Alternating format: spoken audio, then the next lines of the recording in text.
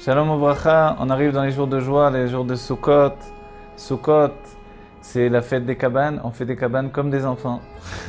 Ces cabanes ont un sens profond, le sens profond des cabanes des Juifs.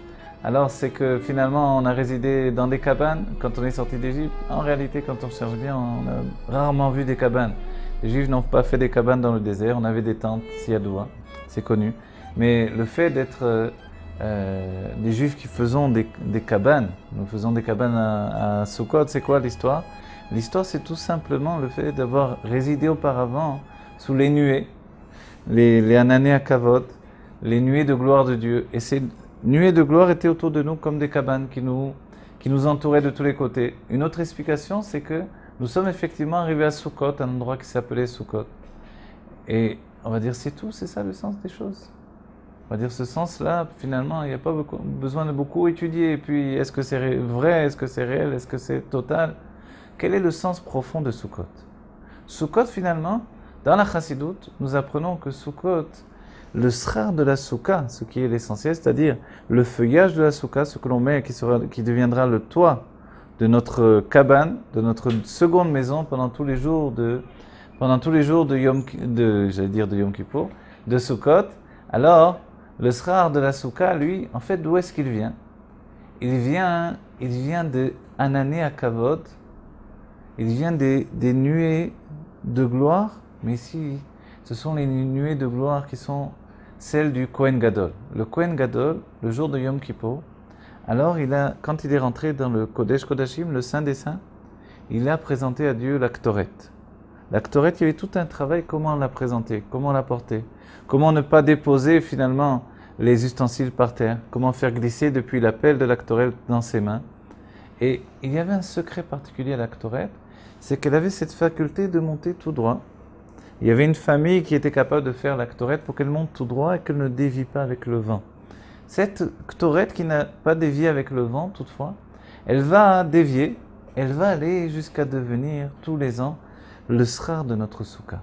C'est-à-dire que la Ktoret, la nuée qui va sortir des encens que l'on va porter à Dieu le jour de Yom Kippour, alors bien que auparavant elle a été portée dans l'intimité du Kodesh Kodashim, l'intimité du Kohen Gadol qui rentre dans le Saint des Saints, maintenant cette Ktoret, elle va se déconcentrer, si on peut dire de cette manière-là, et elle va se répandre jusqu'à devenir le toit de notre soukha.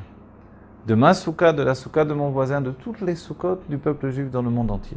C'est-à-dire que de résider sous cette Ktoret dans une manière différente, non plus dans la crainte, non plus dans le moment secret de rentrer dans le Saint des Saints, d'une manière où un seul homme va rentrer, il nous est donné à Sukkot, pour chacun d'entre nous, de résider avec la Ktoret du Kohen Gadol, du grand prêtre de Yom Kippour. Ce qui était yachid, ce qui était unique, va se départager, va se tendre vers la multiplicité. Et c'est pour ça qu'à Sukkot, finalement, nous verrons la multiplicité. D'abord, la joie qui se fait par le groupe, le peuple juif va se retrouver dans Simcha Bet HaShoeva, la joie de la libation des eaux, et puis également le fait non seulement de réunir des individus, mais également de réunir des objets de ce monde, des objets, on va dire des objets de culte. À Yom Kippour, comme à Rosh Hashanah, il y avait un objet essentiel, c'était le shofar. Ici, au moment de Sukkot, nous allons prendre maintenant le bouquet, ce que l'on dirait en français, le bouquet garni de Sukkot. Et maintenant, nous allons prendre le lulav, les hadassim, les haravot, et nous allons réunir tout ça avec l'étrog et toute cette réunion d'éléments disparates qui représentent le tzibour, tout le peuple juif. Le tzaddik, le benoni, le racha, tous les éléments du judaïsme vont se réunir maintenant. C'est-à-dire qu'à cet instant, on prend conscience que chaque juif a sa place dans ce bouquet qui va devenir un moyen de servir Dieu, un objet du service de Dieu. Ce qui est étrange, dans l'idée même de Matan Torah, ça a été justement de sanctifier un monde où la matière va devenir un objet kadosh et saint. Et cet objet, comme les tefilines, comme d'autres objets de notre service de Dieu, alors une fois que l'on a mis les tefilines, ils sont saints pour toujours, pour l'éternité. Tandis que le lulav, les hadassim, les haravot et les trog ne sont des objets de sainteté que pendant les 7 jours de Sukkot. Pourquoi? Parce que justement, ils sont inscrits dans l'année comme un moyen de donner au temps de s'exalter, de devenir un temps kadosh. Qu'est-ce que ça veut dire exactement? On va, pour comprendre ça, poser la question toute simple. Pourquoi, au moment de Sukkot, je vais remuer pendant tous les jours de la fête de Sukkot, je vais remuer maintenant ce bouquet d'arbustes et de plantes? Pourquoi je vais les remuer dans tous les côtés? De la même manière que je tourne la tête dans tous les côtés au moment du Shema Israël, en sachant qu'il y a maintenant les 4 coins du monde et qu'il y a le haut et le bas, alors de cette manière-là, je vais tourner mon loulav, je vais l'agiter dans tous les coins de la terre, du haut et du bas. Pourquoi? Il est dit que de cette manière-là, je vais annuler toutes les mauvaises choses, tous les mauvais courants, c'est-à-dire les mauvais vents qui pouvaient venir et puis détruire le monde où les hommes habitent, vivent et travaillent. C'est pour cela que je vais agiter mon loulav. Alors je dois le faire, non pas stam, de cette manière, je fais juste un minag, un précepte de judaïsme qui n'a pas de fondement. En fait, non, je dois savoir que je suis en train, de la même manière que j'ai pleuré à Yom Kippour, maintenant, dans la plus grande joie, je vais agir sur mon année. Je vais empêcher que les vents de la destruction ne viennent détruire les récoltes. Je vais empêcher maintenant que les vents qui sont plus spirituels ne viennent détruire mes récoltes intérieures, mon travail profond. Ce que je fais dans mon Avodat Hashem, dans mon service de Dieu, et qui pourrait être détruit par le vent de la folie. Le vent de la folie, c'est ce vent du Yetzer Hara. Ce penchant pour le mal qui vient et qui pénètre dans le juif et qui le fait tout à coup. L'homme le plus sage est capable de faire la plus grosse bêtise de sa vie. Il est capable de faire les plus grosses erreurs de son existence. Pour empêcher ces vents de m'atteindre, alors je vais prendre ce qui réunit finalement des éléments qui sont des éléments du monde naturel, du monde du tsoméar. Le tsoméar, ce sont les plantes qui vont pousser du bas vers le haut. Et le tsoméar maintenant, ces plantes qui poussent du bas vers le haut, je vais les utiliser pour le service de Dieu avec l'intention précise d'empêcher le mal de m'atteindre. Tous les jours, je vais empêcher le mal de m'atteindre. Et comme à Yéricho, on a tourné autour des murailles de Yéricho, Jéricho en français, jusqu'à ce que les murailles s'écroulent, de la même manière, je tourne autour de la Bima, autour de cet endroit où il y a les Sifrei Torah, que l'on a sortis du Aron HaKodesh. On va tourner en disant les psukim de Hoshana. Et en fait, on demande à Dieu maintenant de nous prendre en pitié, de nous donner d'être méritants à ses yeux et de nous accorder du bien tangible et véritable et de nous accorder finalement d'être dans la joie d'une vie intègre pour Dieu. Et on va prier le premier jour une fois et après on rajoute encore une fois le deuxième jour et ainsi de suite jusqu'à arriver à Hoshana Rabbah où l'on va tourner maintenant pour tous les jours qui ont précédé et puis on va continuer, on va dire un texte qui ne s'arrête plus a priori.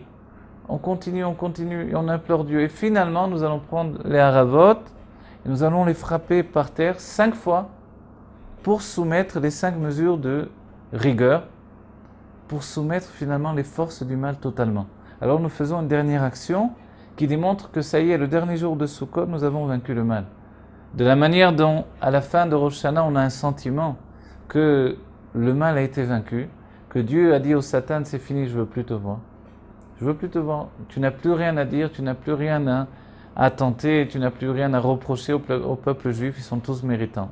Ainsi, il est dit que le décompte des fautes, ou le compte des fautes, va commencer seulement après le premier jour de Sukkot, de la fête de Sukkot.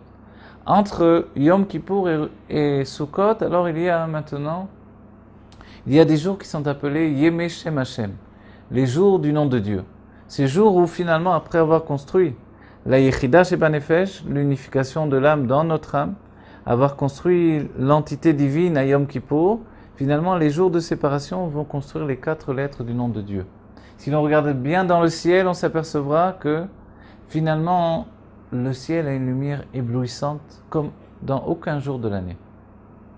Et cette lumière éblouissante vient du dévoilement du nom de Dieu, qui a été affirmé dans sa totalité jusqu'à arriver au kotso du Yud, à la pointe du Yud, au moment de la Neila de Yom Kippour, alors c'est avec le nom de Dieu que l'on pénètre dans Sukkot. Et quand le juif pénètre dans Sukkot avec le nom de Dieu, il est entouré en fait de la présence de Dieu pendant les 7 jours de la fête. La mitzvah de la fête, c'est la soukha, on doit résider dans la soukha. Résider dans la soukha comme sa propre habitation. Nous allons manger dans la soukha. Alors le minhag Rabat, ce n'est pas de dormir, mais voilà, nombreux vont dormir dans la soukha. On va y passer l'essentiel de nos journées. On va y amener la plus belle vaisselle. On va apporter nos livres dans la soukha, on va étudier dans la soukha. Et dans cette soukha, qu'est-ce qui va se passer? En fait, la soukha représente les makifim. Les makifim, ce sont des forces qui nous entourent. Les Rebbeim nous diront, sur la fameuse question pourquoi on ne dort pas dans la soukha, alors il y a toute une sikha merveilleuse du Rabbi que l'on connaît bien, et au bout de la sikha, finalement, on atteint la conclusion que on ne dort pas dans la soukha puisque il y a ce que l'Admoraim Saïd, le second Rabbi de Chabad, a désigné comme étant les makifim de Bina. Les makifim de Bina, qu'est-ce que c'est? C'est-à-dire que le srar, la lumière de la soukha, c'est une lumière qui nous entoure, inconsciente, et qui est tellement puissante et qui s'accorde tellement à la Chassidut Chabad que finalement, elle est comme un empêchement. Il est écrit que Kola Mistaer Patour, celui qui est désolé parce qu'il ne peut pas dormir dans la soukha à cause du fait qu'il fait trop froid ou il fait trop chaud, alors il est patour de soukha. Il peut maintenant se priver d'aller dormir dans son lit. Il est désolé, mais il ne peut pas arriver à dormir dans la soukha. De cette manière-là, si le dévoilement divin me dérange, alors je serai patour également. Et chez les Rebbeim, c'était clair et net que la Chassidut Chabad a été structurée de manière à pouvoir intégrer un dévoilement divin qui est inconscient et qui va pourtant pénétrer dans l'intellect. De cette manière-là, lorsque nous disons les makifim de Bina, c'est-à-dire que la Bina, la construction intellectuelle du juif, va pénétrer dans sa conscience, dans sa compréhension. Et quand on parle du divin et que j'explique le divin, alors si je donne un cours où j'explique le divin, j'explique avec toutes les explications possibles. En même temps, je ne peux pas annuler le fait que je vais générer chez celui qui entend le cours, qui entend l'explication, également des choses qui dépassent sa compréhension et qui dépassent même la compréhension de celui qui donne l'enseignement. Ces choses qui sont pourtant, on va dire, attachées à l'intellect, à la bina, vont pénétrer dans la compréhension, mais vont comme déborder de la compréhension. Il y a autour de cette compréhension des choses que l'on ne saisit pas jusqu'au bout. Des images qui sont générées et qui restent attachées à l'inconscient. Et ça, c'est comparable au makifim de Bina. Les lumières de la Bina, de la structure divine qui brille dans Sukkot. Et ces lumières-là sont tellement fortes, tellement puissantes, que quand on a un ergesh, un sentiment et une sensation donné par la Chassidut Chabad, on a beaucoup de mal de dormir dans la soukha. Maintenant, évidemment, il faut un grand attachement au Rebbeim pour dire cet enseignement, pour le dire, c'est rien de le dire, mais pour le vivre et avoir conscience que finalement, les Chassidim, nous dit le Rabbi, peut-être qu'ils ne vont pas ressentir effectivement ces makifim de Bina. Et alors, comment ils pourront dire qu'ils sont désolés, qu'ils ne peuvent pas dormir dans la soukha? Le Rabbi nous dit, en fait, ils sont désolés de ne pas ressentir. Celui qui ne ressent pas, alors qu'il sait qu'il faut profondément ressentir ces makifim-là, ressentir que la soukha c'est un lieu, si je peux dire entre guillemets, magique, un lieu extraordinaire, divin, et que je n'arrive pas à ressentir ce niveau de divin qui m'empêche de dormir là, comme Yaakov Avinu qui a dit que si j'avais su que cet endroit était tellement saint, je n'aurais pas dormi. Comme les Tanaïm, nous dit le Rabbi, qui pendant toute la joie de Simcha Bet HaShoeva, alors ne dormez pas, ils somnolaient un petit peu la tête de l'un sur l'autre, et le Rabbi nous dit, mais c'était une grande mitzvah de dormir. Ils auraient dormi dans la soukha. En réalité, ils ne dormaient pas parce que finalement, il y avait pendant Sukkot, il y avait des dévoilements tellement puissants qu'on n'arrive pas à dormir. Quand on voyage chez le Rabbi, on le sait bien, on n'a pas tellement le temps de dormir. Pendant tout Simcha Bet HaShoeva, on danse du matin au soir, et on est dans la joie de la libation des eaux, ce n'est pas la joie du vin. C'est une joie beaucoup plus intime et profonde, c'est une joie qui vient justement de cette eau qui est la soumission à Dieu. On n'oublie pas que tout ce qui permet aux Juifs d'accéder à la joie profonde, entière, une joie véritable qui va durer pour l'éternité, et pendant Sukkot, il faut remplir ses poches de joie. Alors cette joie-là, elle doit nous accompagner. Pour toute la vie, on doit être joyeux, comme un mode de vie, c'est le mode de vie de la Chassidut. Voilà. Que vite on vive la Géoula et qu'on revienne au Beth Amikdash, que l'on danse à nouveau au Simcha Bet HaShoeva, avec tout le peuple juif, tous les exilés et tous ceux qui se sont relevés de terre et qui dansent avec nous dans la joie absolue de la Géoula Mitiv Hashem.